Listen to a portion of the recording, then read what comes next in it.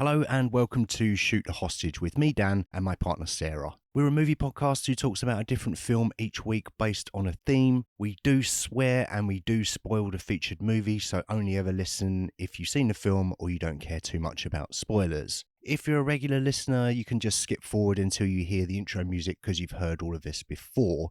But if you are new to the show and you do enjoy what you hear, there are a couple of things you can do to help support the show. Firstly, make sure that you're subscribed on your podcast player so you get notified when new shows drop on Mondays.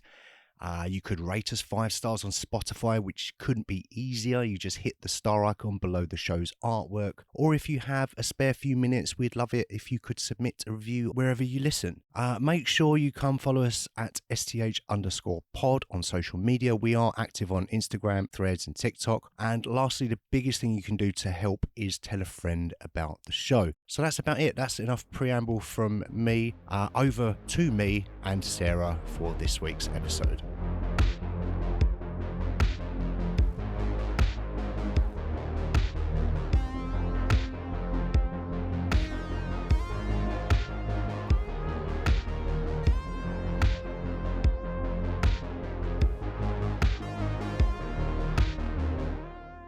We're back for another episode in the flop season. Last week was your pick. We did Nightbreed. We did Nightbreed, yes. And we're taking it turns this season. Back to me. And we're doing our first objectively good movie. The Thing is objectively good. In a while. Let me think. Oh, sneaky. The King of Comedy. Well, it's marked as 1982, but it actually didn't come out in most areas until 1983. Yeah, I figured that because I did read that, I think it was Entertainment Tonight called it the biggest flop of 1983. Yes, I heard that too. I believe it was released in Iceland in 1982. Why did they get it a year early? I do not know. Weird. This was a first time watch for us both, right? Wasn't it? Yep. And it's a big old flop. I'm vaguely embarrassed that I hadn't seen it until now. Are you? Well, no, embarrassed is the wrong word. I feel like I should have seen it by now. And I think when you hear that something's a flop, you kind of expect it to be bad, right? Well, I guess so. But then you see Scorsese and De Niro and you think, but it can't be. It can't be bad. And it's not. Spoilers, it's not. It's great. But Scorsese is not. I was looking at his films and his box office returns on his films, and they're not the most successful. Really? Yeah, I think The Departed was the top. Okay. Wolf of Wall Street. It was more his newer stuff. He's never been a smash the box office type guy. It's like more critically acclaimed, and just films that people love, and are well made. Interesting movies, what have usually got Robert De Niro in, but I think this is probably his biggest flop. I know Hugo is touted as a big old floppy flop of his, but yeah, I think it's a cartoon. Is it? I think it's an animated film. Is there like a clock on the cover? A what? A clock. Oh, yes. Yeah. Yes. Trying to enunciate a little bit more clearly. Sure. I just want to make sure I'm thinking of the right thing. I think it's a cartoon, but I think that is touted. I think because maybe that probably had a really big budget and didn't do very well. Right. This King of Comedy was made for $19 million and grossed $2.5 million. So is it his biggest flop? I don't know. Possibly. I think it's generally considered to be his biggest flop, right? I don't know. I guess so. I didn't know a great deal about it until you suggested it for the lineup. I didn't hear about this probably until a few years ago, when probably just falling down a letterbox rabbit hole. Like, oh, what's this? I don't know what this is. Oh, do you know what? I tell a lie. I know when I found out about this movie, it's when The Joker came out. Right, yeah. And do you know what? It might have been the same for me. Really? Maybe. Because I do remember hearing about all the comparisons. Yeah, because Joker was obviously inspired by the movies of the 70s and the 80s and New York and Scorsese films and Taxi Driver and King of Comedy, and that's what I had heard. And that's when I first heard about it and thought, oh, that sounds interesting. Pretty good reviews. Flopped. Must get to that at some point. never did. And I thought, well, this is a good opportunity to... I do like to sometimes put on films on lists that we haven't seen, that I meant to get to and feel like I should have seen. It's always a gamble, but it's always interesting. Yeah, it is. It can be a gamble. I feel like the kind of the reviews that this got, and knowing roughly what the conceit was, I thought there would be enough to talk about in it. Mm-hmm. And I'm relatively happy with... I mean, I thought the movie was excellent, and I think there's potentially a few different areas we could go down and talk about. But I wanted to get this on there because it's a big old flop. It's our first Scorsese movie. Is it our first De Niro movie? I think it might be, you know. Yeah, okay. It's our first Jerry Lewis movie. Yeah, for sure. It's our first Sandra Bernhardt movie. Yeah. And yeah, like I say, first Scorsese movie. And we'll get to other Scorsese films. And it's interesting to me that the first one that we've spoken about is a first time watch for both of us. Bit of a blind spot, wanted to get to it. Why not do it now? Yeah. Perfect excuse. It's funny because like you said, I remembered hearing about it when Joker came out, and I never really did too much of a dive. It's always been like just one of those films that I was, I guess, more recently vaguely aware of its existence, but never felt any burning desire to look into it or get hold of it. And then when you suggested putting it on the lineup, I went onto Letterboxd and I was like, holy fuck, everybody loves this goddamn movie. Yeah. This definitely needs to be something that gets into our eyeballs stat. Well, I'm glad that we put it on.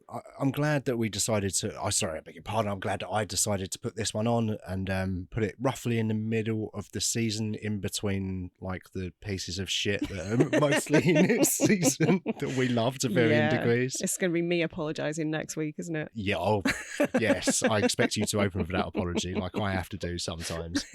Next week's your turn. I like Scorsese as a filmmaker. Is that controversial opinion? That nobody else has. It's not a hot take. It's not a hot take. I do like his movies. When he has a movie coming out, I'm excited for it. Okay. I liked The Irishman. Did you watch The Irishman? Nope. Because it was 6 years long?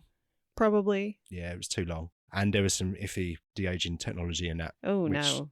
It took you out on a movie, but apart from that, it was excellent. Really liked it. The last one that we watched was Killers of the Flower Moon. Yeah. Which was great. I really liked that. Again, 4 years long. I do have kind of a hot take. Well, I I don't go crazy for Scorsese. Oh, I'm a poet. Don't go crazy for Scorsese. Yeah. You should write a song or something about that. Oh, parody song, Crazy for Scorsese. You heard it here first. He's not a filmmaker where I've been sort of rabidly trying to eat up his entire filmography. I'm just like, yeah, he's a really solid, good filmmaker. I think he's probably one of the greats. But when I look at his filmography, I'm just like, none of them really set me on fire. Objectively, you think he's one of the greats, but it's I think not objectively, he's an excellent filmmaker. He makes objectively excellent films. They're just rarely to my taste. Okay, it's just not your thing, typically. Yeah. And I know it's a bit of a stereotype because it's a lot like, I don't know, in the same way that like every man loves The Godfather, that sort of stereotype that the Barbie movie kind of made fun of, lampooned in that way. I kind of feel the same way about Scorsese movies. They're so like blokey, yeah, which feels really reductive. And I don't necessarily mean it literally because I like a lot of films that would be considered stereotypically blokey films. So I can't pinpoint exactly what it is, but I just don't love them. I'm just not into the topics he covers. I thought Killers of the Flower Moon was excellent. Spoiler alert, really loved The King of Comedy. This was definitely my speed. I think my favourite is probably, and this is just going back to my horror roots, is Cape Fear. I knew it. I was going to ask you, one of my De Niro is just fucking terrifying in that movie. Counselor! He scares the shit out of me in that film. That was an incredible performance, actually. Which is saying something when you look at his career. Yeah, I think he's a great actor. Like, he's done some incredible work in terms of the 70s, the 80s, the 90s, and then you get into the 2000s and he's kind of moving into more comedy type movies. Yeah, he's done some incredible work and also Meet the Fockers. Yeah. He seems less concerned about the types of projects that he's doing. For all the stuff that I've heard about him in the 70s and the 80s, certainly taking the craft very, very seriously.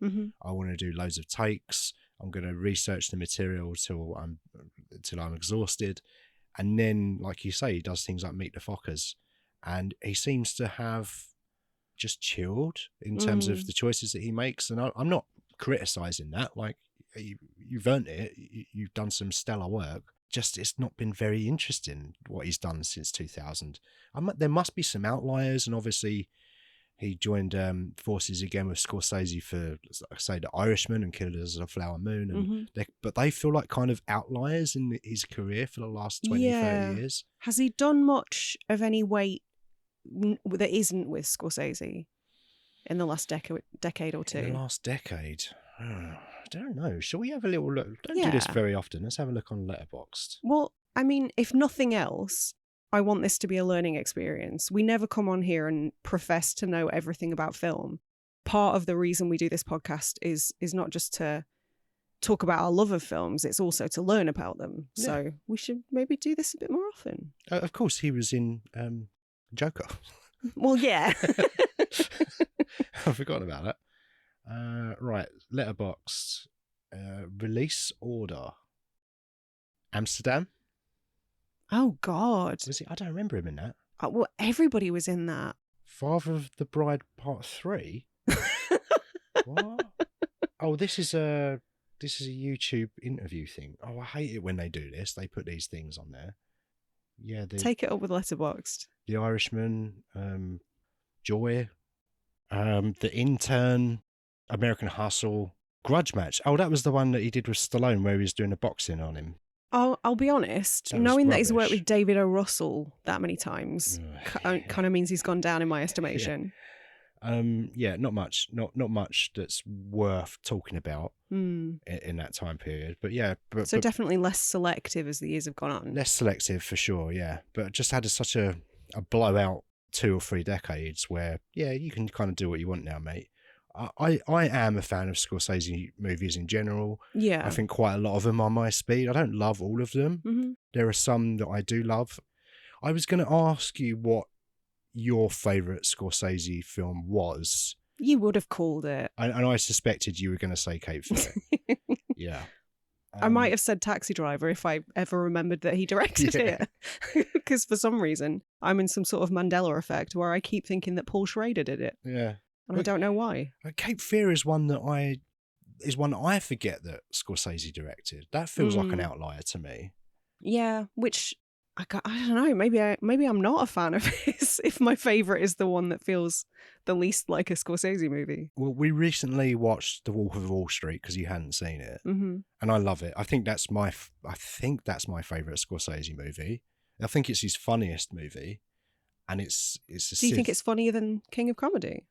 Yeah, I do. Okay. Yeah, I really like King Comedy, and it's funny. But to me, Wolf of Wall Street is almost like an absurdist comedy. Yeah. And it's strange because it's obviously based on a real character. But I don't know. It's just so ludicrous that it just feels like a pure comedy to me, if that makes sense. Whereas this is more, in a way, King Comedy feels more sort of cynical. Oh, yeah. More difficult to consume for me. Yeah, it's bleak. Like, it's more uncomfortable. And a lot of the comedy in it is pure cringe. Yeah, it's very cringe, which is definitely up my street. But I feel, and as well, like the characters of Jordan Belfort, obviously real guy in Wolf of Wall Street. Prick. Yeah, Richard Pipkin in King of Comedy. They're kind of... they're similar to me in... Did you say Richard? Richard Pumpkin. Rupert Pupkin. Rupert Pupkin. That was it. Yeah. Pumpkin. Pumpkin. Plimsoll. I think somebody does call him Rupert Pumpkin at one point, though, which made me laugh. Yeah, they always get his name wrong. I think, but the similarity between Rupert Pupkin and Jordan Belfort for me is like kind of enjoying watching their characters, but hate them. But I feel like I'm more with Richard Pumpkin than I am with Jordan Belfort. Yeah, Jordan Belfort just Even- seemed like an arsehole. Yeah. Whereas the character of Rupert Pupkin kind of feels like, I wouldn't go as far as to say he's a sympathetic character, but it just feels like he's somebody with some sort of mental acuity issue. But he kidnaps someone and threatens to like harm them. Oh yeah, he's like, a criminal, but he's also delusional. He belongs in a facility. Yeah, absolutely. But like he goes so far down the criminal route, and I'm kind of like, but I still am kind of rooting for him in a way. I don't have that with Jordan Belfort at all. Hate this guy. I want him to get locked up, but I'm enjoying watching it. And that's why I was sad at the end of The Wolf of Wall Street. I'm like, oh, is that it? Why is he not in a dungeon somewhere for the next 50 years? Yeah. Hate that guy. But I think Wolf of Wall Street is my favourite. Probably Goodfellas after that, which is one of the most watchable films I think that's ever been made. Meh. It's one of those. It's one of those films that if I stick it on, I'm in. Like, and I almost. It took me a long time to get to it as well, and it was one of those movies that got praised, especially Teenage Boy. All my mates are like, you Goodfellas is great. I was like, I'm not watching that. Like, you all love it, and I watched it. I was like, yeah, it is great. Interestingly, I think you've sort of hit the nail on the head for me. A lot of his movies feel like teenage boys would have the posters of them in their bedrooms. Yeah, absolutely. It's that kind of film, which sounds like I'm being really derogatory, and I don't have an excuse for that. I'm not being derogatory, but I think they're sort of embraced by a certain type of people. They can be, yeah. Not only those type of people, but the same sort of people who, we've talked about it before, maybe take the wrong message from American Psycho or Fight Club or The Matrix. Or The Wolf of Wall Street. Or The Wolf of Wall Street, yeah. Idiots, in other words. And I maybe struggle to sort of separate the two. Yeah. They have that association in my mind. Yeah. So there's a stumbling block for me. I mean, he's definitely that guy, isn't he? He's that filmmaker. You mentioned those movies. You'd add Taxi Driver to that list of people that might get the wrong message. Oh, he's a hero. Is he though? Don't know about that. Casino is one that I think it's a good movie, but I don't love it. Have you seen The Gangs of New York? Is that the one with Daniel Day-Lewis? Yes. Yes, then. But not since it came out. Was Brendan Gleeson. Cameron Diaz in that as well? I don't know. I don't remember. I saw it once when it came out, and I've been meaning to get to it again because I quite enjoyed it. I would rewatch it. Right. I'll give anything a second shot, you know I will. Slap it on the list then. One that I didn't get through was The Aviator. Oh, no, I've never seen that. Yeah. It didn't appeal. Likes The Colour of Money. I saw it once, really liked it, and have been meaning to get to that as well. And Departed. Departed's probably in my top 3 or 4 Scorsese movies as well. I do like that a lot. And was that when he started his collaboration with Leonardo DiCaprio? Because he's kind of the new De Niro, isn't he? Oh, yeah. Yeah, he's... De Niro was Scorsese's guy, and now it's definitely DiCaprio. Yeah. Well, kind of both. Yeah. In a way. I watched... there's a 15-minute short on YouTube called The Audition, which I think was a marketing video for some hotel resort, I think in Manila, possibly.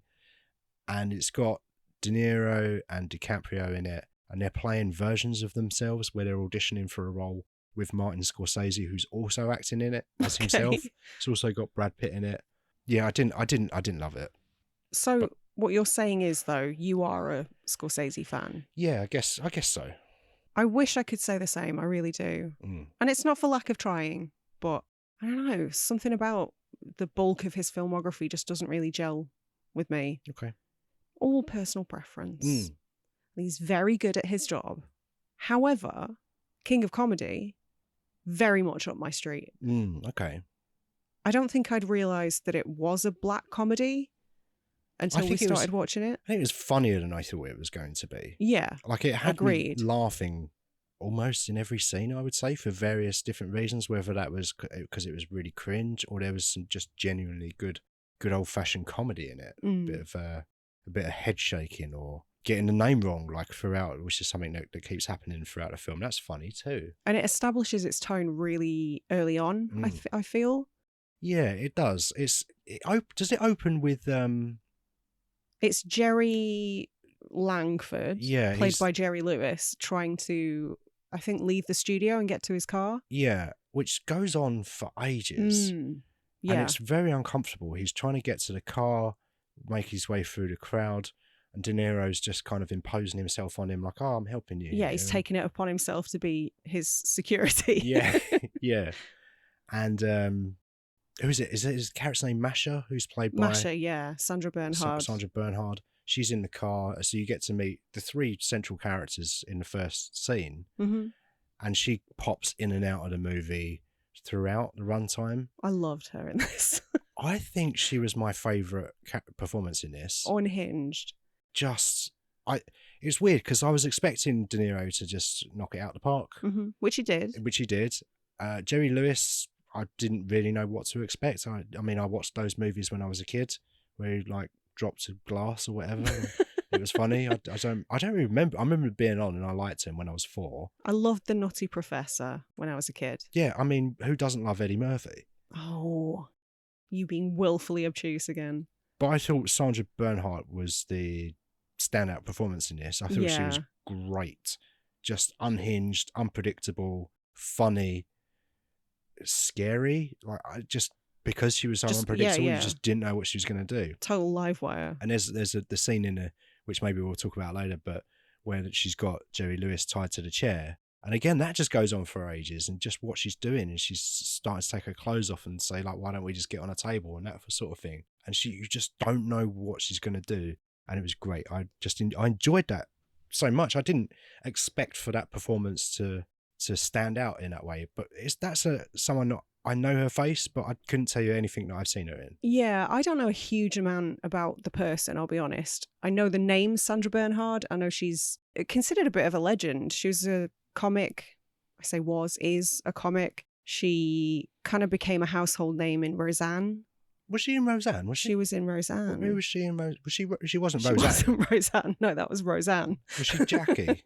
Or she wasn't John Goodman? She wasn't John Goodman either. She wasn't Johnny Galecki? No. Any more? Kids. What are the kids called? Sarah Chalk. Is that... I don't know if that was Becky 1 or 2. Anyway, look. I think she played her friend. Right. But maybe that's where I know her face from, because my mum did used to like watching Roseanne when I was a child. I think most people who know her, particularly in this country, know her off the back of Roseanne. Okay. But she was a stand-up as well, and she's been referenced in stuff that I love, like You're the Worst. Was she actually in it? Or... Jimmy meets her at one point and then steals the cardboard standee of her. Okay. And she had 0 acting background. She had no formal training. And I think I enjoy her performance in this all the more, knowing that almost all of her lines were ad-libbed. Really? Yeah, because she didn't have that formal training. So she sort of came to an agreement with Scorsese that she would just basically go off the cuff. Right. And the scene that you were talking about where she's got Jerry tied to a chair, a lot of what he was saying was unscripted as well. They were just sort of going back and forth. Okay. And that, to me, is even more impressive. I wonder why she didn't have more of an acting career. Maybe it's possible she didn't want to. Yeah, that's always a possibility. She was in other stuff. Of course, I'm not very well versed, but yeah, she was in other stuff. But like, if I'd have seen her in this in 1983, I would have probably expected who this person is. She's going to be places. Huge. Yeah, she can do whatever she wants because she's brilliant. And I guess the movie did flop, and perhaps that's part of the reason why she didn't. Like I say, maybe she didn't want that career. Maybe because it flopped, she didn't get the opportunities that she would have if it was a huge financial success. Which is a shame, because I think this was her first speaking role ever. Was it? Yeah. And like coming out the gate with this, really impressive. Loved it. So entertaining, so funny. Obviously, another principal cast member that we need to talk about is the former Mrs. De Niro, Diane Abbott, who has comparatively few acting credits. I don't know who she is. She was, I think, did they go to school? Was there a line about them having gone to school together? She worked at the bar. She was the object of Rupert's affections anyway, but they were married at the time when the film was made. I think they married in 1976, and she had a really small part in Taxi Driver. So I don't know if they were married already, or if they met during the making of, or perhaps De Niro secured that role for her. Yeah. Who knows? But she was the first Mrs. De Niro. Okay. Of I don't know how many. Of many. I don't know. I imagine. He's the sort of bloke, I imagine, he's probably on his 5th or 6th wife by now. Who knows? Probably, yeah. It's probably still squeezing out kids like Yeah. Latino. In his 90s. Yeah. Okay, fair enough. How old is he? 80-something. He's getting on, isn't Yeah. he? He's up there, yeah. Is it his childhood sweetheart? I don't know if it is really. It feels like It it's someone that he sounds kind of admired from afar. Yeah, I got the impression that maybe she was somebody who was popular and he had a crush on her or something and never got up the guts to talk to her. Yeah. It's quite sad, isn't it? Oh, the whole thing is really sad. He's a bit of a pathetic character. Yeah, which is why I think he sort of elicits sympathy from me. I was just thinking that. Like, you sort of feel sorry for him. You're like, oh, mate, okay. He's being really, like, annoying with the Jerry Langford character. Mm-hmm. Just won't stop trying to... Jerry. That scene at the beginning. That first scene where he's trying to get away from him and he keeps trying to get his attention, and Langford's like putting up with a lot. And it's interesting because you have that and you're like, oh, mate, give it a rest. And then you get that scene with Diane Abbott's character, who's called Rita, and you're like, oh, he was unpopular or didn't have confidence, and you sort of feel, like you say, you sort of feel a bit sorry for him. It sort of goes back and forth for me. Yeah. Like on one scene, I'm like, total psycho. You're an idiot. Like, I would just get me away from this guy. And the next scene, kind of like, oh, okay, like, well, it feels quite real in a way. In that you can imagine meeting someone like that. I think I have met people like this. Less psychotic, but yeah, people who just can't read social cues for love nor money. Yes, they think they're the most interesting person in a room, but are very sorely mistaken. Yeah, just ordinary. Yeah, but never shut up. Yeah, and love to talk about themselves. And I sort of love that element of fantasy that's introduced really, really quickly. Because obviously he meets Jerry Langford really early on in effectively the first scene of the movie, talks his ear off in the car, keeps yelling to him when he's just trying to get into his building. And do you know what made me laugh so much? Because it reminds me of what you do. What do I do? Which is, you know, the thing that you love to do when you tell a really bad joke and then you keep labouring it over and then it sort of stops being funny, but then circles back and starts being funny again because you just keep sort of doing it. And it sort of reminded me of that, which is why I don't know, there's this element of like 50% cringe, 50% hilarity. Yeah. And it was like, oh God, he's calling him again. When is this going to stop? It's very uncomfortable. It's so relentless. Yeah, it is relentless and it's very uncomfortable. And it's a clever scene because it tells you lots about both of those characters. Like Richard Pupkin, he's desperate to get the attention and become a comedian, and he will do anything, and he'll just berate Jerry Langford in kind of a respectful way at the beginning. He's trying. Yeah, feels like, I don't know if he wants to be respectful, but he feels like it's maybe a means to an end. It does feel a little bit deceptive, like he sort of, does him a favour and then worms his way in the car. And yes, he's definitely trying to manipulate that situation. Yeah. He saw his opportunity and he's like, right, this is my shot here to get in the car. But it also tells you about the Langford character, who's obviously a big star, I guess, in this world. And he seems like he's kind of a nice guy and will give people the time, but also he's met these people hundreds and hundreds of times before. And you have that scene later on in the movie when he's walking down the street. And again, it's similar, like he'll give people the time. And then when they get a bit weird, he just sort of starts running away. Yeah. Which was a very funny scene as well. One of the reasons, like his character was supposed to have a different name, but one of the reasons they decided to stick with the first name Jerry is because the street scenes were almost exclusively just civilians, like non-actors. So if anybody stopped him and was like, hey, Jerry, it would have fucked up the take. Okay. So they just decided to go with calling him Jerry. Interesting. Yeah. Yeah, that's they gave that some thought. I like that. Yeah. Yeah. Yeah, I think they do a lot. They do well at that first kind of 10 minutes of the movie to establish those characters. And then you do move on to the bar where he's trying to impress Rita, and you learn more about the backstory of Richard Pupkin. and you feel sorry for him and you wonder where it's going to go. But I guess at that point he starts explaining that he's friends with Jerry Langford, and you get the cut after that. I can't remember if it's before or after that, where he's imagining he's in the it's restaurant with I think Jerry? It's before. Is it? Yeah, there's that scene where You're right. They do introduce it early. it's for about the first 20 seconds. It just plays out like a normal scene. Yeah. Because Scorsese sort of went on record and said he wanted there to be no sort of delineation between reality and fantasy. He wanted to kind of drop you straight into his world and almost see things from his point of view a lot of the time.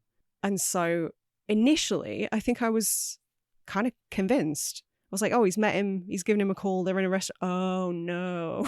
I thought so. Because, like you say, they'd had the meeting in the car. And I did think to myself, this is going a bit too well, isn't it? Yeah, Jerry's been a little bit too enthusiastic. Yeah, is this a time jump, like a 5 years or something? And now they've kind of reversed roles? Like, where is this going, sort of thing? But yeah, very quickly, it's, oh no, he's imagining that conversation. Yeah. And is he in the basement at that point? Basically, yeah, he's got an imaginary talk show set up in his mum's basement. I love that. I loved that. I think actually there might be my favourite scenes when he's in there. He's so good. I think De Niro's never better in this film than during those scenes. Yeah, because he's on his own. Yeah. Like he's acting literally against some cardboard. Yeah, or shouting to a disembodied voice, who was actually Scorsese's mum, by the way. Was it really? Yeah. Scorsese's dad, Caroline, friend and daughter are all in the film as well. Oh, yeah. I know. I love the stuff when he's just on his own and you can see, well, I guess we would call that the real world. You've got the fantasy world, you've got the real world. It's hard to know, particularly as we get to the final act, what's what, and maybe we'll talk about that a little bit. But I loved it when he's got that whole, I wanted to say a podcast set up, but this was 30 years before podcasts. But that's what it would be now. Yeah, he would be a podcaster or a YouTuber now, wouldn't he? Because they're all insufferable. But he's sitting there. He says on his podcast. Unironically, he's sitting in his tub chair. He's got the microphone and he's imagining that he's on a talk show and going, "Oh yeah, Jerry, you're such a joker." He's having these imaginary conversations in his head. But he's fantastic. And then you get the mum shouting as well, and he's having that conversation. I'm wondering if the mum's real at this point. Is this is this a Norman Bates situation? Maybe I was gonna say maybe it's a Psycho scenario. I did wonder that. We never see her, do we? Oh. This is taken an even darker turn now. Is this where the phrase, you know, where what's that phrase where you're like, oh, do you live in your mum's basement? Is a 30-year-old man who lives in his mum's basement, like someone on the internet that's being a rude person or whatever. I mean, you just go, oh, you live in your mum's basement. Yeah, just basement dweller. Is this the movie that comes from? I don't think so. All right. I think, well, I don't know. Maybe it is. I don't know. I can't name you another film or something that's before this. Before it became a cliche. I don't know. Is it a thing that happened? Because we don't really have basements in the UK, do we? I knew one person that had a basement once and it was great. But that's the only basement I've ever been in inside a dwelling. Everybody I know who's got a basement in Canterbury, their basement's flooded. It's not so much of a thing over here, you're right. You don't want a basement with a water line in Canterbury. No. It's asking for trouble. Basements. No, I don't. I did wonder when we saw the whole podcast set up in the basement. I did think to myself, "Oh, is that where that comes from? Maybe not. He's the original incel." Yeah, maybe. It does have that kind of vibe to it, doesn't it, as well? Well, yes and no, because his dream is to be the next king of comedy. His dream is to get on Jerry Langford's show, which he hopes will springboard his career. But at the same time, I think he's so deluded that he doesn't seem super dissatisfied with his life because he's like tricked himself into thinking that his life is better than it is. Again, like what was his job? I don't think he has one. Unspecified. I thought he said like I'm a communications. In the first scene with Jerry Langford, he said, I'm a communications something. Oh, I assume really that was I'm bullshit. A stand-up comedian. Oh, right, okay. But isn't there that scene where he's leaving an office and he says, oh, I've got a meeting with Jerry Langford. And they're like, oh, what, the Jerry Langford? He's like, winks and leaves. Right, yeah, Again, you're right. Could be fantasy, could be made up. It's interesting to think about what is real and what's not. It could all just be imagination. Yeah. But is he tricking himself into thinking his life is better than he is? it actually is. Maybe. I think he's But the definition of like fake it till you make it. yeah, I was going to say I'm probably more in that camp. When we get to the final act and he does his good for that time period comedy type set. I was surprised that he was actually funny. I was expecting him to be fucking terrible. Yeah, it's not my sort of humor. It's very dated, that sort of humor, but it feels like it was good in that time period. I'd rather watch Rupert Pupkin than Michael McIntyre. On any given day. I mean, I watched a lot of Michael McIntyre. Yeah, you hate watch it. Yeah. I think he's definitely got delusions of grandeur. He has got delusions of grandeur. I think a really good example of that is when he's talking to Masha, and I think he's sort of he takes a letter from her or something and says that he'll get it to Jerry, because he's got an in, and then I don't know if it's that scene or a different one, but he gives her a bit of a dressing down and kind of tries to humiliate her a little bit. And I'm watching this going, mate, you're the same, if not worse. And that's another example of one scene I'm kind of sympathetic to him, and then the next scene I'm like, oh, but you are an asshole. You're a dick. You're a dick. And it feels to me like what other scenario does he feel like he's got the up on someone? He probably always, whether he displays it or not, feels like he's the underdog in that situation where there's someone that has power over him. In almost every scene, probably in this movie, apart from the scenes where he's with Masha, and he probably feels like he's more, I can't think of a better phrase, more powerful, has more power, more influence. He's pretending that he's got this relationship with Jerry, and he expects her to be like, oh, okay, you're great and stuff. And I thought that was quite interesting to see that the way that he kind of expressed that power dynamic in that relationship. And I wondered if that had always been the case between those two. It felt like it had. Yeah, it feels like, I mean, what we're given anyway. I don't know what happens sort of with these characters before the events of the film, but it seems like she's only of interest to him when she's useful. Yeah, and going back to that first scene again, when she's in the car and he's leading Jerry to the car, I don't get the impression that they know each other then. But then later in the movie, we find out that they do know each other, and not only that, they actually have quite a long history. Yeah, and have probably been sort of, I don't want to say mates because he's a shit to her, but they've had a relationship of some sorts for a long time. I mean, and I get the impression that he feels like he's better than everyone that's seeking the autographs. He feels like he's already that celebrity and they're all beneath him. But I think that's quite true to life, though.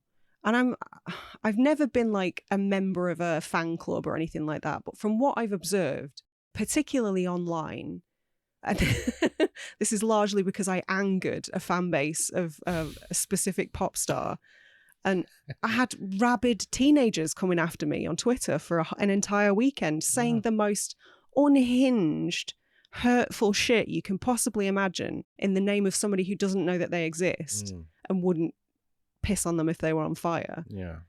There is like an unhinged fan culture that we're not well versed in, but it's out there. And I think this film sort of does represent it quite accurately, because there does seem to be a hierarchy as well. Like the people who sort of give the fan base its name or run the fan club or run the subreddit or a mod of a specific forum, they feel like they've got more of an in with the celebrity. And it is very, I don't know, this film is sort of prescient. I would say this film is super ahead of its time. I agree. When we were watching it, obviously it looks like a 1980s movie. Yeah. But it feels very contemporary. We haven't really discussed why it flopped, but I suspect that part of it was just that it was unusual for the time. It was not an area that was really explored or thought about. Obviously, you had movie stars and comedians and people that were fans of those people, and no doubt humans are humans, so some of them were fucking weirdos. But I feel like now it's way more easy to watch that film now and go, oh yeah, we see these people online all of the time. Yeah, it's sort of the perfect example of a parasocial relationship, and I don't know when that term was coined. I don't know if that's a more modern thing, but yeah, super, super ahead of its time. I was shocked. Yeah. I don't think we can blame this film's flopping on E.T. this time around. No, it wasn't released till 83 That's for true. the most That's part. true. But yeah, I think it was mostly that Fox just didn't, 20th Century Fox, I believe, put it out, and they just didn't really get it. They were like, "What is this thing? It's a bit weird, isn't it? And it's a bit of a downer. What is it?" So, and I think again that links back to it being I hate the phrase ahead of its time because it feels a bit like superior complex, but I know what you mean. It really does feel that way. I feel like if this had come out 10 years ago, I think it maybe would have been maybe not the most successful. Maybe 19 million budget is a bit much in 1982 for this sort of movie. It does feel expensive given that there's not really any big set pieces. Yeah. There's no like huge locations or anything. It does feel expensive, but I feel like maybe if this had come out 2000 plus, it maybe have been a bit more successful. Certainly, no, I think it definitely would. I mean, but successful financially speaking. Yeah, because obviously people now appreciate this film for what it is, and it's pretty universally loved now, I think. Yeah, massively. But I think we've name checked it once already this podcast, but you've only got to look at Joker. And I know that's sort of a different beast because it had the DC name backing it and 200 million budget. 200 million budget, a hack of a director. But, established stars playing established characters. People know who the Joker is because there's been an iteration of the Joker on screen for decades. So it's not, I was going to say it's not too hard of a sell, but I guess it is because Joker 2 did abysmally, so maybe I'm wrong. But I think you're right. I think maybe if it had just sort of come out a little bit later, then the audience would have been ready for it. Yeah, it does. It does feel like it was way too early for that sort of thing, and I wonder what they were tapping into. I know this was almost based on book. This is one of those that was, okay. wasn't quite based on book, but it was almost book. It's fine as long as L. Ron Hubbard didn't write it. He did. Oh no, was that one of the 300? Yeah. No, it was, I think Paul Zimmerman, I want to say the writer's name was, and he came up with the story for The King of Comedy just based on, I think, what he'd heard about fans trying to get autographs and stuff, and also merging that with the kind of the talk show culture and the Johnny Carson. Right. Because I know that Jerry Langford is very much based on the Carson type personality, which is not something that we really have over here. The closest thing that we had was Terry Wogan. At that time, yeah. I guess we have it a little bit more now. Like we've got Graham Norton, I guess. Yeah, we've had Graham Norton for 35 years. Yeah. Showing no signs of slowing down. Yeah. We successfully got rid of James Corden, but now he's back. Is he? Apparently he left Hollywood. I don't know. No, you mean he's back in England? I think so. Oh, fuck. Yeah. Take him back. We don't want him. No. We shipped him over there for good reason. Oh, no. Yeah, I forgot he did that thing. He took over from Craig Ferguson, didn't he?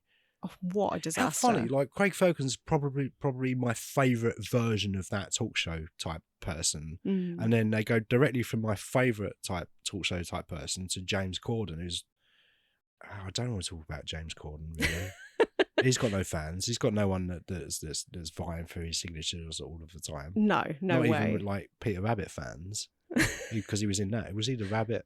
I don't know. Who He was in cares? that shitty Cats musical. He was in that shitty Cats musical, which I had to watch. Did you? Yeah, I've seen it. It's rubbish. Is it as bad as everybody says? Yeah. Oh no. You know, sometimes when you're like, this has got such a pan in that there's no way it can be as bad as everyone says. It really is. Oh It's God. horrible. It's terrible. I had to watch it on my last podcast before Shoot the Hostage. Was it a stitch up? It was a stitch Yeah. up, yeah. Oh, terrible. If you're listening, nice one, Nicole. Yeah. Yeah, Zimmerman had written kind of a story for this, and I think had given it to De Niro in the early to mid-70s. So De Niro got his hands on it, and it was very much De Niro was interested in this, and he had to convince Scorsese to do it. Okay. Scorsese wasn't really interested. They'd obviously worked together on Mean Streets and Taxi Driver, and eventually they got to making this. But I think it was a reluctant Scorsese. I don't think he was particularly interested in doing this until they kind of, and I want to say maybe 8 or 10 years where they were kind of getting their heads together and trying to crack the story. Okay. And I think they merged, like I say, the rabid fan with the talk show character, and then De Niro, Scorsese, Zimmerman kind of merged all of their ideas together and came up with the screenplay for what it ended up being. But Right. Scorsese very much needed convincing. I don't think he was particularly interested in doing it. And I wonder why, because I did also read that he pretty much had a miserable experience making the film. he was really sick, apparently, I heard. Yeah, he before- wasn't well. But also he sort of described the making of as being really unsettling and unpleasant. He just didn't like it. So maybe that's why he just didn't particularly love the subject matter. I heard as well that Jerry Lewis didn't have a great time making this. Okay. It's interesting that you said earlier that the scenes where which I love, where he's strapped to the chair, and I love Sandra Bernhardt's performance in that, but also I think maybe underrated Jerry Lewis performance in that, because he's not saying or doing very much, and he's very stern, straight responses, but it works in that kind of dynamic. But from what I understand is that Jerry Lewis didn't have the greatest time because he's apparently was used to turning up on set, doing a couple of takes, getting it in the bag, being very knowledgeable about what was going to happen on set. But apparently the way that Scorsese and De Niro works is that Scorsese is very much, let's get the best performance we can. Bob, because he probably calls him Bob and he probably calls him Marty. And it's very much, what's Bob feeling today? What does Bob want to do? Right. And they will just do like whatever the main character or main performer wants to do to elicit the best performances. And I think Jerry Lewis was frustrated with that because he's just used to turning up on a day, we're doing this and this and this. Right. Whereas he didn't really know what they were going to do. So it's interesting that you say about the ad-libbing thing. And I'm sure he's perfectly good at doing that sort of thing. But I think it was a frustrating experience from him, for him, from what I heard. Okay. It's just occurred to me, I wonder if another reason this might have flopped is because it is such an unusual performance for Jerry Lewis. I wonder if his fan base at the time maybe went to see it for him. Expecting some sort of zany, nutty professor type film, and then to be faced with this, I can imagine the disappointment. It's like if Martin Short was in Silence of the Lambs or something. Because he was a very silly actor, right? He's a very in silly movies. Like I say, I haven't seen them since I was 4 years old, but from what I remember, they're just they're farces. Are they farces? Is that from memory, again, for me it's been quite a while too, but from memory I feel like he was quite a physical sort of slapsticky comedian.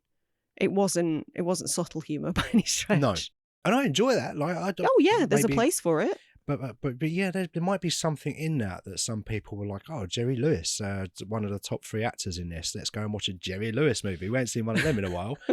Oh no. What's this? I feel kind of bad about myself. Yeah, I feel deeply uncomfortable right now. Yeah. I wasn't expecting to have emotions. Yeah, that's interesting, yeah. Maybe.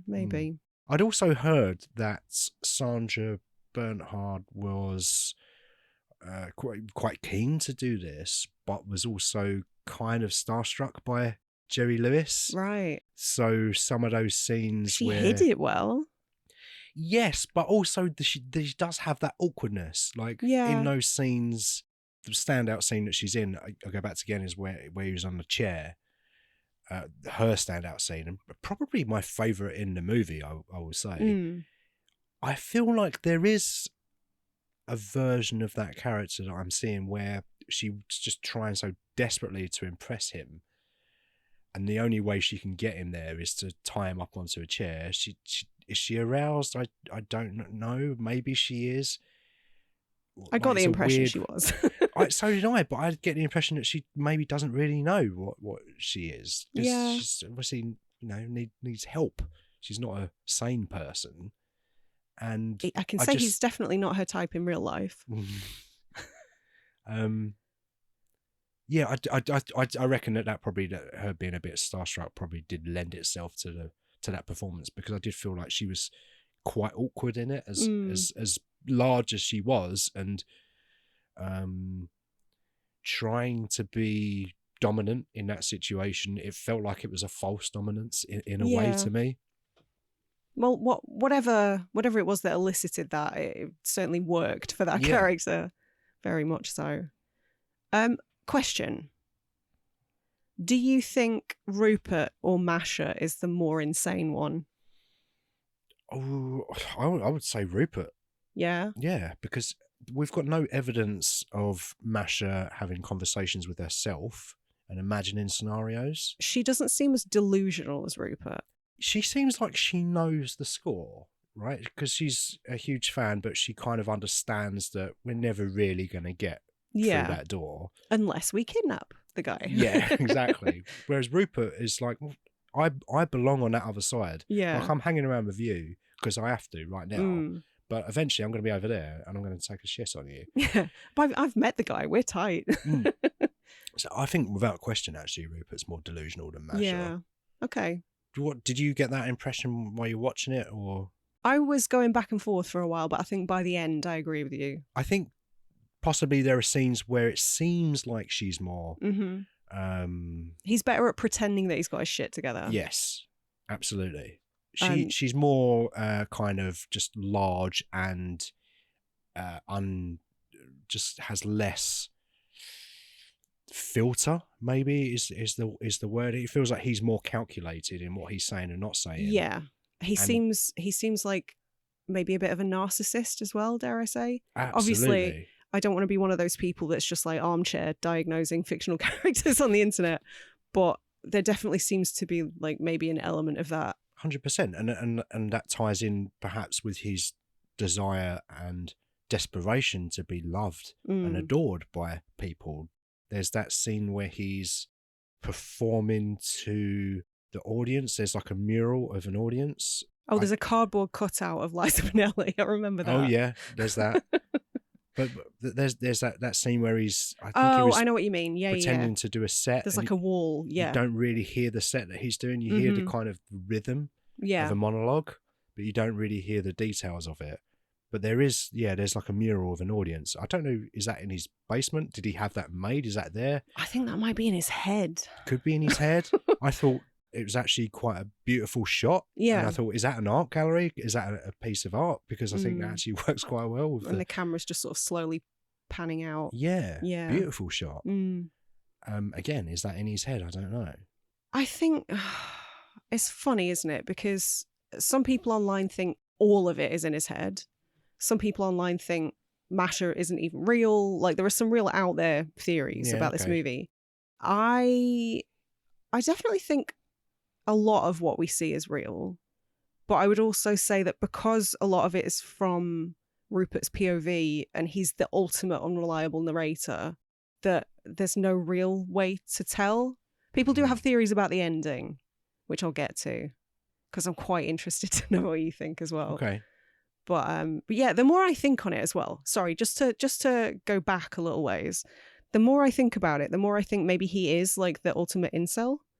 Maybe he is the first incel, because he's got this unearned sense of confidence, this bizarre sense of entitlement.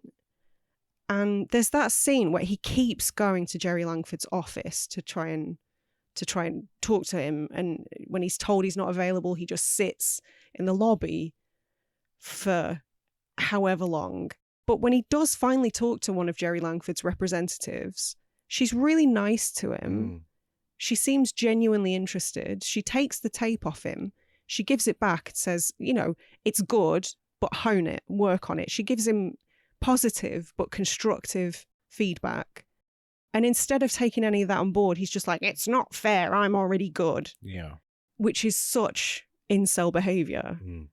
Rather than taking anything that's said to him on board, he's just got this delusional sense of self where he's like, no, I deserve it already. How dare you? Yeah. Like you say, that sense of entitlement, like Langford says in the beginning of the movie, start at the bottom, that's the perfect place to start. And it feels like he just wants to springboard his own kind of career and not do the work in a way. You're right. Shelley Hack, that plays that character, Kathy Long, she's a really nice person to him. She's gives him way more time than he deserves. Yeah. She's positive. She's like, your timing's great. Your rhythm is great. You just need to work on your jokes a bit more. And he's like, oh, like you say, you can't.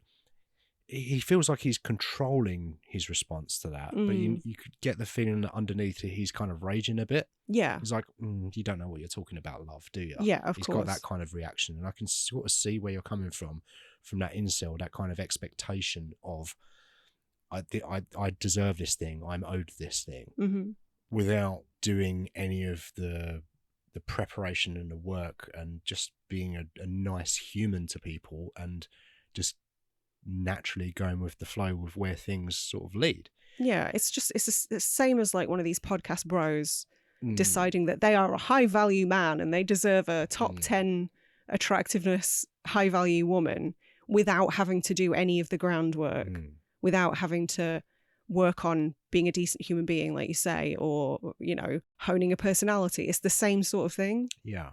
You're owed something. You're owed this success. And that's another reason why it feels quite like a modern piece in a way. There's lots of the culture that we live in now in the modern world that you can look at this film and go, wow, this could come out today. You could have shoot this on digital, and I don't know, who do you put in De Niro place these days? Yeah, Joaquin Phoenix. Joaquin Phoenix, yeah, obviously Joaquin Phoenix. Yeah. But yeah, if it came out, it would be like, oh yeah, this movie was made today and it was conceived today. It's fascinating that this story is as old as it is, and it's as relevant as it is now. More so. Way more relevant now than it was in 82. Yeah. Well, puzzlingly, at one point, obviously we talked about the fact that it was not the best experience for him, but Scorsese also said that he thinks he probably shouldn't have made the film. But I couldn't find anything to elaborate on that. So I'm so curious to know why he feels that way. Why? Because it's an excellent movie. I'm glad that he did make it. I can't imagine if he didn't make it, it wouldn't have got made. It wouldn't exist because, like I said, De Niro lobbied for it. He got Scorsese to make it after 10 years of just wearing him down, I guess. So had it not happened, then I don't know. We wouldn't have Joker. Yeah, we wouldn't have Joker. If there was no blueprint for that movie. Yeah. And I know I keep bringing it up, but I think it's sort of unavoidable because of the comparisons. But I will say it's made me think less of Joker. What? But in the it's not as original? Yeah. Right, okay. Because I really, really enjoyed that film when it first came out. Like and Joker. Now I think, having seen this, retroactively, I'm like, well, maybe it's not as good as I thought. I like that movie. I like Joker. Again, that's another one of those movies where I think that maybe people take the wrong lessons from. I just thought it was quite entertaining, and I liked it. But it's so close to this material. It's very close to this movie. Yeah, 100%. Again, a performer that wants to who thinks he's funnier than he is. Yeah. There are genuine moments of comedy in Joker that I find very funny as well, and there are moments that are awkward in it, like this movie. And I don't think there was no secret made of it that this film was an inspiration for that. No, I think Todd Phillips has been very vocal about the fact that he took inspiration from this and Taxi Driver. I enjoyed Joker, and it's one of those movies that a lot of the people whose opinions I really respect, podcasters, journalists, some of those people hate Joker. Yeah. And I'm kind of like, oh, am I... Not that I'm incorrect, because you like what you like, and that's fine. Opinion is opinion. But part of me is like, do I need to watch it through a different lens? It'd be interesting to revisit that movie, for sure. Especially having seen this now. Especially having seen this, yeah. Maybe make an exhausting double bill, but an interesting one nevertheless. I don't know, I might jump off a bridge by the end of that. Yeah. Too much. Yeah, I suppose it was inevitable that we were going to bring up Joker, really. Yeah, we sort of have to, because obviously the comparison has been made to death, but I think because of that, you sort of can't avoid mentioning in the same breath, you know? Yeah. We don't want to ignore it anyway. Should we talk about what we think is reality and what we think is fantasy? I'm fascinated, yes. Go for it. So... maybe more in relation to the final act of the film, where we mentioned a scene earlier where he's repeatedly going to the office, and Kathy is politely asking him to leave and giving him feedback, but he just keeps going and going and going. Eventually, it gets to the point where security have thrown him out, and he's not getting back in that building. And it's a very quick escalation to, right, well, I've got to kidnap him then. Yeah, we don't even, I don't even think there's any sort of exposition, or we don't even see a conversation of them plotting it. It's just like them in the car.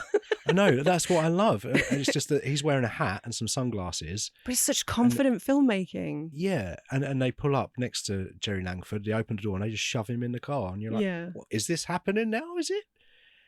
And then he kidnaps him, and you find out that it's an elaborate scheme, and maybe something that he's had in his head for a while as like a kind of a backup plan. Yeah, I don't know. I gather maybe. And I get the impression mentioning it to Masha would not have taken much cajoling. Yeah, she'd been like, yeah, all right, on board immediately. Yeah, and then they kidnap him, and then his whole plan is for him to get a monologue on his TV show, which he does. Or does he? Yeah, exactly. Or does he? I think, where do you land on this? Do you think that his final kind of monologue is real? Is it something that's happening in the reality of this movie? Is it all in his head? And if it is, at what point do we start? What point is it not real anymore? So I've got two things to say. I think my opinion of whether or not it's real has been swayed by an online breakdown. Okay, right. But I will say I think either is completely earned, and I would be happy with either outcome. Yeah. Because if it's real, if it's reality, and he does get the stint on the show and he is really funny, then he's still going to jail afterwards. Obviously, we get that thing where he does go to jail. But I think to me that's almost sadder because, like I say, I wasn't expecting him to be funny. I wasn't expecting his delivery to be that polished or anything. So that's almost sadder to me because had he just taken the advice and honed the material a little bit more, he could have achieved the same thing through normal channels. But also on the flip side of that, I think the story that they're telling, it sort of makes more sense for it to have been in his head. Yeah. And that's backed up, as I say, by a theory online. It's not my theory. I'm not going to lay any claim to it. But there is some discussion of his wardrobe choices throughout the film. Yeah, I thought about this. Did you? Yes. Okay. Okay, go on. So obviously throughout the film, he's he's pretty much always wearing that same suit, isn't he? That awful sort of, it looks cheap. Is it like powder blue? There's definitely some powder blue going on, yeah. It's not a nice suit by any stretch. There's some bright red mixed in and blah. All right, note to down, don't buy a powder blue suit. No. But yeah, he often wears like vivid colours and sort of weird patterns and stuff. That's kind of his hallmark. But he never, you wouldn't look at him and go, what a well-dressed gentleman. He stands out a little bit, maybe for the wrong reasons. And then during that scene, he's a lot more well-dressed and his suit matches, but it's sort of way more subdued colours, which a lot of people think is indicative of the fact that he's in jail wearing a mono colour outfit, imagining this whole thing play out. Okay. Which does make total sense. But you said you were thinking about outfit choices as well. So I'm curious as to whether you think that plays into it at all. Only in that he always stood out with what he was wearing. I'll be honest with you, I never really had a thought, oh, that outfit's terrible. I just thought, that outfit's old. That outfit's 70s or whatever it was, whatever era it was. But he always kind of stood out as a elaborately dressed person, if you want to say it. I suspect that he was trying to be attention grabbing. Yeah, but he felt like he was being a sharp dresser and he wanted to stand out, and that was part of his performance to the world, and he wanted to get recognized and wanted to stand out. I think that's more what I noticed with it. It didn't really play into my reading on what was real and what wasn't real. Only in the final scene where he is wearing, it does feel more, his final suit does feel more in keeping with what a comedian of that era might wear. But it seems weird that he would have been wearing that stuff throughout the movie and then all of a sudden... But part of me is like, is this his Sunday best? Like, he's been building up to this moment. I feel like you can probably read it many different ways, and that's probably a good thing. Like, I always wear my Sunday best when I take hostages. Do you? I do, yeah. So, costuming aside, what do you think of the ending in terms of, is it fantasy or reality? I don't think that there is a definitive answer. But I kind of like that it's framed in a way that we are supposed to be kept guessing. Yeah, I think my initial instinct is to go, it's fantasy, because we're taught earlier on in the movie that he does have delusions. He is a total fantasist. He is talking to himself. There's lots of things that we're going to see that aren't happening in the movie. Mm-hmm. So it's a 50-50 shot, whether or not this final scene is, this final act is in his head or not. It also goes really well. So part of me is like, well, Kathy said that your material, you had the right rhythm and the right beats, but your material wasn't quite there. Mm-hmm. So why is it now that your material all of a sudden is amazing? It feels like it kind of goes a bit too well for it to be real. That's kind of how he imagines it will go. Like, I'm this amazing comedian and everyone's going to be laughing at all of my jokes. I was shocked at that point. I was expecting it to go horribly. I don't think we ever see the audience. No, in that. We hear them. We hear them. Yeah, we do hear them. But part of me is like, that must be intentional. We don't see any audience reaction shots. So is that really happening? But then equally to me as well, I enjoy the cynical ending. Like, yeah, if you take someone hostage and you get yourself on a TV show and you're funny, probably will be famous. And I like that ending too. I think either way, it's interesting. I wonder if part of Scorsese saying that he feels like it's a film he should never have made is because people who did watch it at the time took the ending a bit literally. In the same way, again, to talk about the comparison, in the same way that a lot of the wrong people embrace Joker for the worst reasons. Yeah. I guess so. Yeah. Maybe. All you got to do is take Jerry Lewis hostage. Yeah. And get a monologue on a talk show and do like 3 or 4 years in Clink. Instant fame. And then you're famous. Then you write a best-selling book. It's not easier to just go on the stand-up circuit for a few years, hand out some flyers in New York? Probably take about the same length of time. Yeah, right. And you wouldn't be in jail. What was his resistance to doing that? Because everyone's like, just go to the clubs. We'll come and see you at the clubs. He's like, nah, I'm not doing that. I feel like that's easier than what you're doing, though. Yeah. I don't know. It's weird, isn't it? It can't be a confidence thing because he has that scene at the end of the movie. But again, maybe it's not real.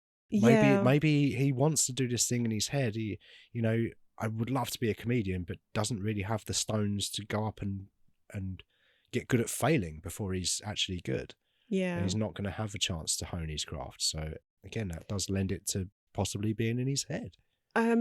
Not to sort of go backwards. We just reviewed The Amateur before recording this, and we're talking about Rachel Brosnahan.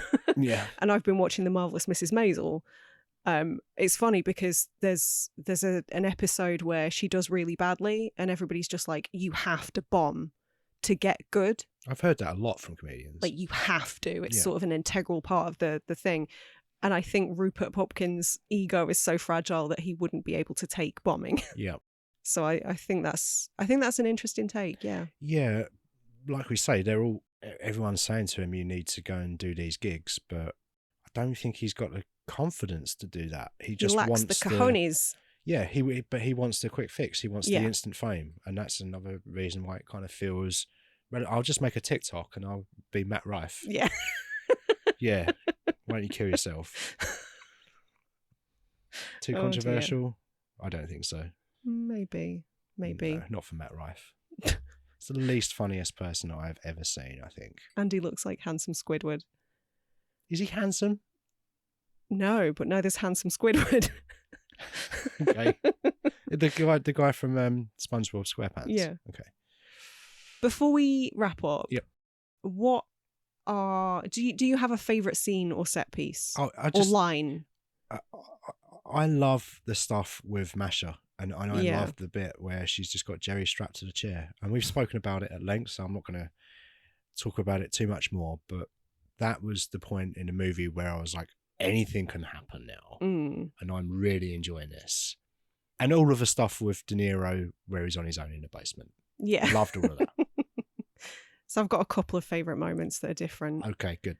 For cringe value, more than anything else, I really enjoyed the part where Rupert and Rita effectively break into Jerry's home while he's off playing tennis or golf or something. Oh, yeah, I'd forgotten about that. And just some of the interactions with Jerry's staff I found really, really funny. And also, I think when he's on the street and some woman is trying to get him to talk to whoever she's talking to on the phone, and he declines and then yells really caustically, I hope you get cancer. Yeah. That was very funny. It has got a lot of really, really great moments. Yeah. And I'm super glad you chose it. Oh, good. Good. It was a bit of a gamble, like we said, but I'm really glad that we've seen it now. It's definitely like a hole that I feel like we've filled. It does fit in this season in that it obviously was a flop. At the same time, it feels like a bit of an outlier because it's a good movie. And universally liked as well. Yeah. It's not even like The Thing, which is, you know, we started off with an objectively good movie, but I wouldn't say everybody in the world loves that movie. But I mean, but if you look at Letterboxd, everyone loves King of Comedy. Okay. Yeah. I was surprised, and like I say, I feel like I should have got to it way sooner. Yeah. Sometimes it works though. Sometimes you just don't watch a movie for a long time and you watch it and you go, that was a really good movie. Sometimes I'm glad when it happens because I'm like, I'm getting to see a really good old movie, and it's unusual that happens for me. I had the same experience with Thief.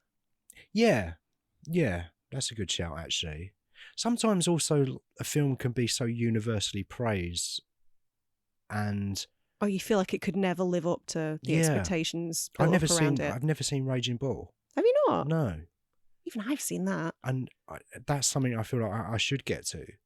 Definitely. Because I've obviously spoken about Scorsese and his work and love him as a filmmaker, and that's a huge blind spot for me. But again, it's something that I think my dad loved it. And it's something that I just don't know if it's ever going to live up to what everyone says. I'm afraid that I'm going to watch it and go, yeah, it's all right. Yeah.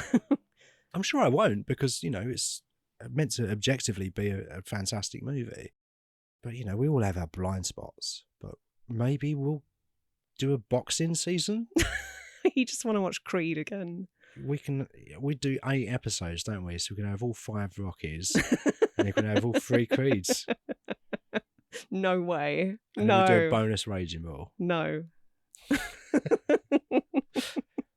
So what we got coming up next then? Because I believe that the next episode is back to you, isn't it? Why are you huffing? It's your choice. No, I know. I'm not huffing in disappointment. I'm huffing because I'm almost too embarrassed to say. Yeah, we watched a good movie this week. Yeah. So we're going to balance the scales, aren't we? So next week, I've decided that we're going to cover Tank Girl,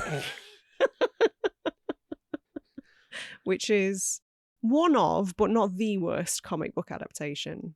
Is it based on book? Yeah. Based on comic? Tank Girl was a comic character, yeah. Oh, okay. At least there'll be something for me to research then. Yeah. Good comics. Really good comics. Better than the film. And of course. Not hard, is it? And I believe Tank Girl has been around longer than Harley Quinn. So I dare say... I would say so, yeah. What, when did the comics come out? Oh, I don't know. This is a conversation for next week. Yeah, okay. Okay, I just wondered why you brought up the Harley Quinn thing. But well, I dare say that curious. Tank Girl's been more influential than people realise. Okay, yeah, okay. I see where you're going with this. Let's put a pin in that. Yeah.